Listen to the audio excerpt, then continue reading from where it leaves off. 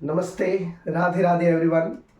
आज हम लोग डिस्कस करेंगे आने वाले नीट 2024 के बारे में। नीट 2024 5 मई 2024 को है। इस 5 मई 2024 से पहले अगर मैं केमिस्ट्री सिलेबस की बात करूं तो केमिस्ट्री में टोटल हमारे पास 20 चैप्टर्स हैं। 10 चैप्टर्स 12th स्टैंडर्ड से और एक और एक्स्ट्रा इंक्लूड किया है पी ब्लॉक एलिमेंट्स, और 9 चैप्टर्स 11th स्टैंडर्ड से जो हमारा न्यू सिलेबस है उसके अकॉर्डिंगली। तो हम लोगों को ज़्यादा घबराना नहीं है। ये जो टोटल 20 चैप्टर्स हैं, अगर हम इस 20 चैप्टर्स को ध्यान से पढ़ें तो मेरा विश्वास है केमिस्ट्री में 180 में से 170, 75, 74 लाना कोई बड़ी बात नहीं होगी। अगर आप ध्यान से पढ़ोगे तो इस बार नीट में अच्छे मार्क्स लाना कोई बड़ी बात नहीं है। बस खाली थोड़ा सा हौसला बना के रखना है। बोर्ड का एग्ज़ाम जिन सीबीएसई स्टूडेंट्स ने दे दिए हैं वो लोग चालू कर दो, आपके 1 या 2 पेपर्स बाकी होंगे।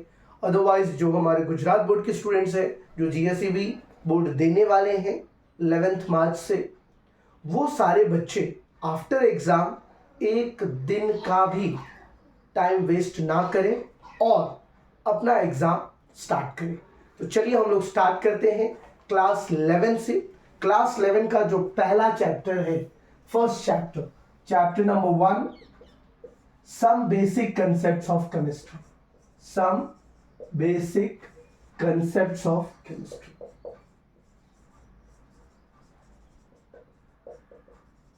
मेरे प्यारे बच्चों, इस चैप्टर में जो सबसे ज्यादा हमें याद रखना है कि कौन सा पार्ट इस चैप्टर से इंपॉर्टेंट है 2024 के लिए, तो मैं आपको बता दूं इस चैप्टर से जो सबसे ज्यादा इंपॉर्टेंट पार्ट है आपका, जो आपके 12th के सॉल्यूशन चैप्टर से भी कोरिलेटेड रखता है, वो है molarity, molality, normality, mole fraction, और जितने भी हमारे लॉज ऑफ केमिकल कॉम्बिनेशंस है, पांचों लॉज को याद रख लेना। Laws of chemical combinations,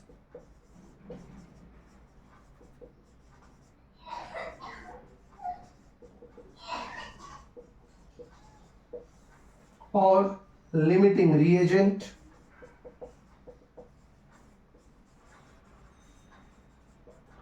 empirical formula,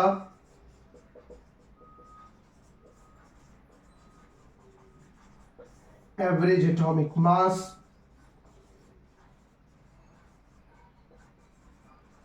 और जो कुछ टर्म्स हैं जैसे आइसोटोप्स, आइसोबार, आइसोटोन्स, उसको। तो अगर आप इतने पार्ट्स को ठीक से कवर करते हो, इस टॉपिक रिलेटेड अच्छे अच्छे न्यूमेरिकल्स कर लेते हो। वैसे तो कहा जाता है कि अगर आपने एनसीईआरटी कर लिया है तो दैट्स इनफ, बट मैं आपको कह रहा हूँ बच्चों, NCERT is not all enough. आपके पास कोई रेफरेंस बुक होना चाहिए। एनसीईआरटी को रीड करना that's good, no doubt for theoretical portion NCERT is the best. Biology के लिए एनसीईआरटी बहुत अच्छा है, बट अगर हम केमिस्ट्री की बात करें तो एनसीईआरटी के अलावा आपके पास कोई रेफरेंस बुक होना चाहिए जिससे आप बना सको। जैसे अगर हम मोलैरिटी की बात करते हैं तो मोलैरिटी का फॉर्मूला होता है number of moles of solute by volume of solution in litre, इसी को हम लोग given mass by molar mass into 1000 upon V कर देते हैं। ये एक टेम्परेचर डिपेंडेंट होता है। इसका एक और फॉर्मूला होता है m1v1 is equal to m2v2। तो इस फॉर्मूला से रिलेटेड मोलैरिटी के जितने भी क्वेश्चंस होंगे आप इजीली इसको सॉल्व कर लोगे। मोलालिटी की अगर हम बात करते हैं, स्मॉल m से डिनोट करते हैं number of moles of solute by mass of solvent in kg, again given mass by molar mass into 1000 upon s। इसमें एक और फॉर्मूला आता है density is equal to mass by volume. तो density से आपको, जैसे ये अगर हम बात करें तो मास ऑफ सॉल्यूशन फिर वॉल्यूम हम लोगों को दिया रहता है, डेंसिटी दिया रहता है, तो मास ऑफ सॉल्यूशन निकल जाता है। मास ऑफ सॉल्यूशन में से मास ऑफ सॉल्यूट माइनस करते हैं तो मास ऑफ सॉल्वेंट मिल जाता है। तो मोलालिटी का रिलेटेड क्वेश्चन ये होगा। नॉर्मेलिटी की अगर हम बात करें, number of equivalent moles, number of equivalent moles by volume of solution in litre. बोलोगे sir what do you mean by equivalent mole? Equivalent moles जो होते हैं वो जनरली अगर आप बात करें तो इक्विवेलेंट मास आपको याद होना चाहिए। बोलोगे sir what do you mean by equivalent mass? तो molar mass by valency is called equivalent mass. तो given mass by equivalent mass into 1000 by volume. अब बोलोगे sir what do you mean by equivalent mass? तो equivalent mass जैसे मैंने आपको कहा molar mass by valency, तो given mass by molar mass into valency into 1000 upon volume. ये जो है आपका वैलेंसी वाला V है। तो याद रख लेना whatever the value you get according to that you can calculate normality. Mole fraction की अगर हम बात करें तो mole fraction that is x, अगर हम XA की बात करें तो Na upon Na plus NB, और अगर हम XB की बात करें तो NB upon Na plus NB। इसको याद रख लेना है। लॉज ऑफ केमिकल कॉम्बिनेशंस में जो 5 लॉज हैं, सबसे पहला laws of conservation of mass जो सबसे ज्यादा इंपॉर्टेंट है, याद रख लीजिएगा, laws of conservation of mass. इसमें क्या कहा जाता है laws of conservation of mass में कि total mass of the reactant is equal to total mass of the product. इसके बाद अगर हम दूसरा कहें लॉ ऑफ कांस्टेंट प्रोपोर्शन या फिर definite proportion, law of definite proportions, ये जोसेफ प्राउस्ट ने दिया था। इसमें इन्होंने कहा था कि सब्सटेंस कहीं से भी मिले, उनके जो मास का रेशियो होता है वो हमेशा फिक्स होता है, चाहे वह सब्सटेंस कहीं से भी ऑब्टेन किया जाए। उसके बाद होता है laws of multiple proportions, laws of multiple proportions. ये लॉज ऑफ मल्टीपल प्रोपोर्शंस की अगर हम बात करें तो लॉज ऑफ मल्टीपल प्रोपोर्शंस जो स्पेशली कोई 2 एलिमेंट में से एक एलिमेंट फिक्स होगा, बाकी दूसरे एलिमेंट का जो नंबर ऑफ मोल्स है वो इंक्रीज होते जाता है, तो ये कहा जाता है कि एक एलिमेंट का एटॉमिक मास फिक्स है और दूसरे का जो है वो मल्टीपल से, that's why it's called laws of multiple proportion. चौथा की अगर हम बात करें तो लॉ ऑफ गैसियस वॉल्यूम्स, जो basic law of gaseous volumes, इसमें इन्होंने कहा था कि अगर हम किसी भी रिएक्टेंट से प्रोडक्ट बनाते हैं, रिएक्टेंट और प्रोडक्ट दोनों सेम गैसियस स्टेट्स में है eight normal temperature and pressure, तो उनके द्वारा जो प्रोडक्ट भी बनेंगे वो भी सेम अमाउंट में होगा, but the condition is only at the same temperature and pressure. Law of gaseous volume और लॉ ऑफ एवोगैड्रोस, या लॉ ऑफ एवोगैड्रोस, इसमें इन्होंने कहा था number of moles is directly proportional to its volume, N1 V1 is equal to N2 V2। तो ये पांचों laws है जो लॉज ऑफ केमिकल कॉम्बिनेशन से हम लोग को तैयार रखना है। लिमिटिंग रिएजेंट की बात करें तो जो केमिकल रिएक्शन में पहले कंप्लीट होता है, जो केमिकल रिएक्शन में पहले कंप्लीट होता है उसको लिमिटिंग रिएजेंट कहा जाता है, और जो कंप्लीट होता है उसी से हमको प्रोडक्ट बनाना होता है। जैसे मान लीजिए अगर मैं आपको बोलूं H2O2 गिव्स H2O, और यहाँ पर रिएक्शन को बैलेंस करने के लिए अगर मैं यहाँ पे 2 डाल दूं, यहाँ पे भी 2 डाल दूं, और मैं आपको बोलूं 5 ग्राम हाइड्रोजन 2 ग्राम ऑक्सीजन, तो कितना ग्राम हुआ? तो सबसे पहले आपको इसका मोलर मास निकालना पड़ेगा।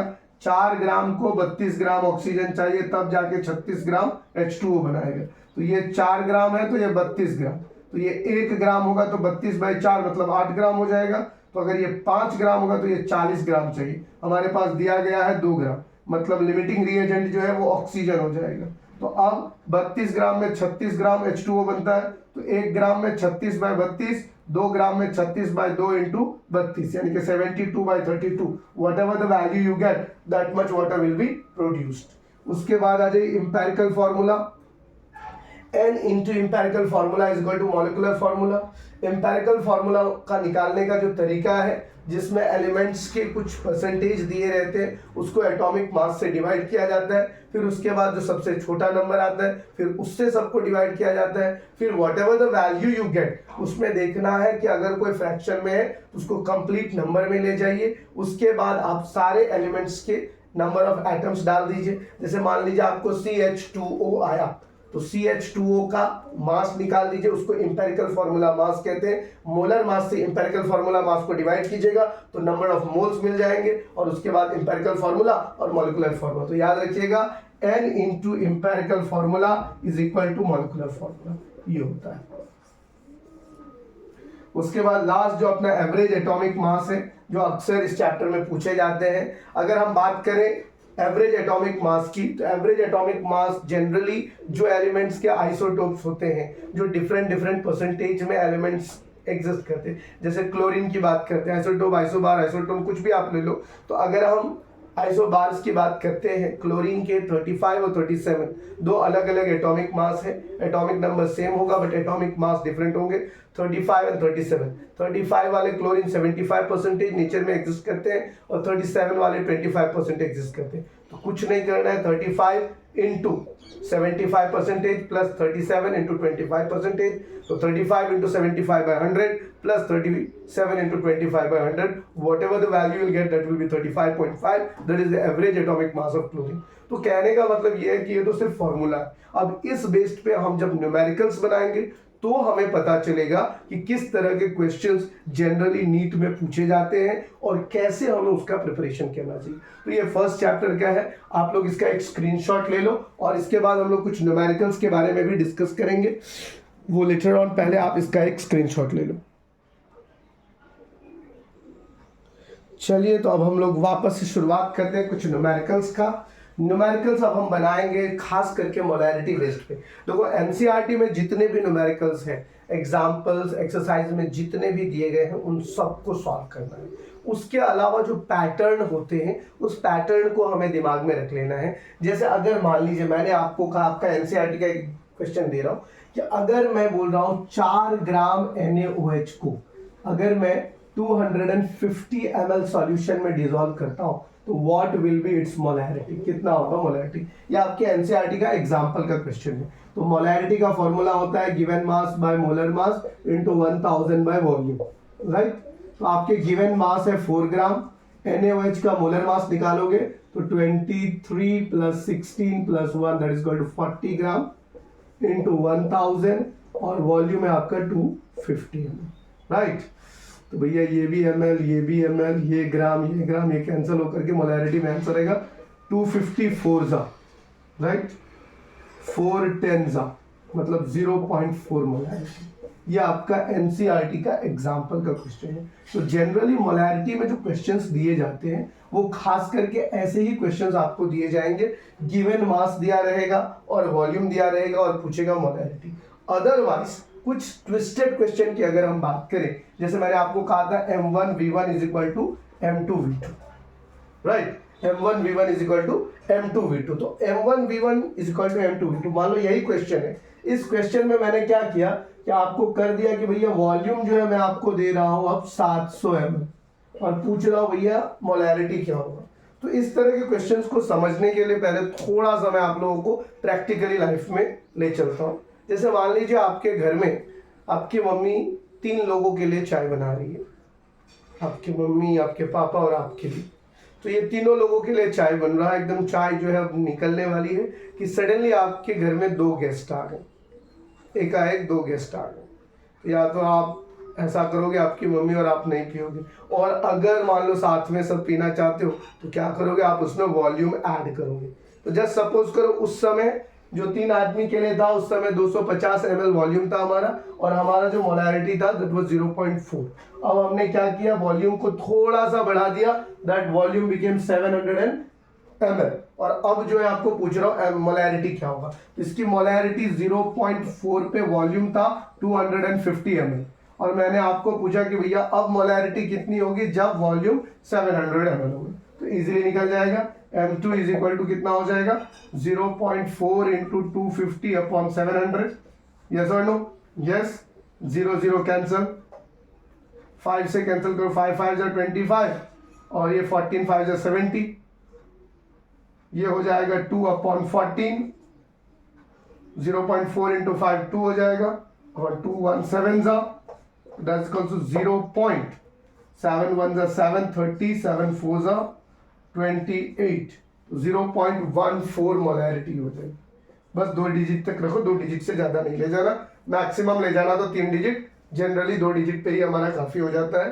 तो यहाँ पर मैंने आपको सिखाया कि मोलैरिटी बेस्ड क्वेश्चंस कैसे सॉल्व किए जाते हैं। तो मोलैरिटी में याद रख लेना है हम लोगों को, क्या दिया जाएगा, मोलैरिटी में गिवन मास दिया जाएगा या नंबर ऑफ मोल्स दिया जाएगा, और वॉल्यूम दिया जाएगा। 2 डिजिट पे ही हमारा काम हो जाता है। तो यहाँ पर मैंने आपको सिखाया कि मोलैरिटी बेस्ड क्वेश्चंस कैसे सॉल्व किए जाते हैं। तो मोलैरिटी में याद रख लेना है हम लोगों को, क्या दिया जाएगा, वॉल्यूम दिया जाएगा, तो हो सकता है कभी कभी कोरिलेट किया जाता है कि अगर इन दोनों वॉल्यूम को मिला दिया जाए तो मोलैरिटी कितना होगा, या दोनों मोलैरिटी को मिला देने पर कितना होगा, तो नंबर ऑफ मोल्स निकाल के फिर ऐड करना होगा। तो अगर आपके पास कुछ ऐसे डाउट्स हो मोलैरिटी बेस्ड पे, मोलालिटी बेस्ड पे, नॉर्मालिटी बेस्ड पे, तो आप लोग कमेंट करके भी बता सकते हो कि सर मुझे ये डाउट्स हैं, राइट। तो मोलैरिटी से रिलेटेड इसी टाइप के क्वेश्चंस आएंगे बोर्ड के लिए। अगर आप तैयारी कर रहे हो तो 12th स्टैंडर्ड में जितने भी सॉल्यूशन चैप्टर में क्वेश्चंस दिए गए, चाहे वो मोल फ्रैक्शन के हो, मोलैरिटी का हो, मोलालिटी का हो, नॉर्मेलिटी का हो, पार्ट्स पर मिलियन का हो, उसको जरूर एग्जाम्पल और एक्सरसाइज से रिलेटेड सॉल्व कर लें। और अगर आप लोग गुजरात बोर्ड के दर्पण यूज करते हो तो उसमें भी जितने क्वेश्चंस दिए गए हैं उससे आप जरूर सॉल्व कर लें, ताकि आपके board even good CET exam जो होगा आपका, उसमें भी आपको काम आ जाएगा। तो आप लोग मोलैरिटी से बेस्ड क्वेश्चन आप लोग देख लिए। अगर आप लोग इसका भी स्क्रीनशॉट लेना चाहे तो आप ले सकते हैं। आशा करता हूं कि आप लोगों ने स्क्रीनशॉट ले लिया होगा। देखो बच्चों, अगर आप लोग चाहते हो कि मैं हर एक चैप्टर्स का वीडियो बनाऊं और कंटिन्यू करूं, तो आप लोग जरूर इस वीडियो के नीचे में रिस्पॉन्स दें। आप कहीं से भी हो, इंडिया के किसी भी पार्ट से हो, लेकिन अगर आप सचमुच में नीट निकालना चाह रहे हैं तो आप रिस्पॉन्स दें, फिर जाकर के मैं नेक्स्ट वीडियो में इससे आगे जो भी न्यूमेरिकल्स पार्ट है वो नेक्स्ट वीडियो में लगाऊंगा। That's all for today. Thank you very much. Have a great day.